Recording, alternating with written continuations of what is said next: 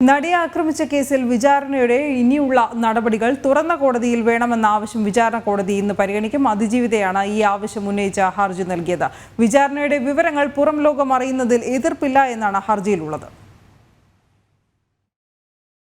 വിചാരണയുമായി ബന്ധപ്പെട്ട് തെറ്റായ കാര്യങ്ങളാണ് പുറത്തു പ്രചരിക്കുന്നതെന്നും യഥാർത്ഥ വശങ്ങൾ പുറത്തുവരാൻ തുറന്ന കോടതിയിലെ വാദം സഹായകരമാകുമെന്നുമാണ് ഹർജിയിലുള്ളത്.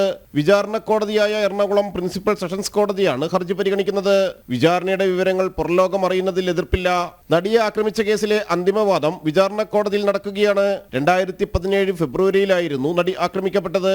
വ്യക്തിവൈരാഗ്യം തീർക്കാൻ നടൻ ദിലീപ് നൽകിയ കൊട്ടേഷൻ അനുസരിച്ച് ഗുണ്ടാ നേതാവ് പൾസർ സുനിയും സംഘവും നടിയെ തട്ടിക്കൊണ്ടുപോയി അപകീർത്തിപ്പെടുത്തിയ ദൃശ്യങ്ങൾ പകർത്തിയതാണ് കേസ്. വാദം പൂർത്തിയാക്കാൻ 2 ആഴ്ചത്തെ സമയമാണ് പ്രോസിക്യൂഷൻ ആവശ്യപ്പെട്ടിട്ടുള്ളത്. 2018 മാർച്ച് 8-നായിരുന്നു വിചാരണ ആരംഭിച്ചത്. കേസിൽ പൾസർ സുനി 1-ാം പ്രതിയും ദിലീപ് 8-ാം പ്രതിയുമാണ്. തുടക്കത്തിൽ നടിയിൽ നിന്ന് പണം തട്ടാൻ ക്രിമിനൽ പശ്ചാത്തലമുള്ള പൾസർ സുനി ആസൂത്രണം ചെയ്ത് നടപ്പാക്കിയതാണ് അതിക്രമവും ദൃശ്യങ്ങൾ പകർത്തിയതെന്നുമാണ് കരുതിയതെങ്കിലും വിശദമായ അന്വേഷണത്തിൽ നടൻ ദിലീപിനെയും പ്രതിയേർക്കുകയായിരുന്നു. ജനം, കൊച്ചി.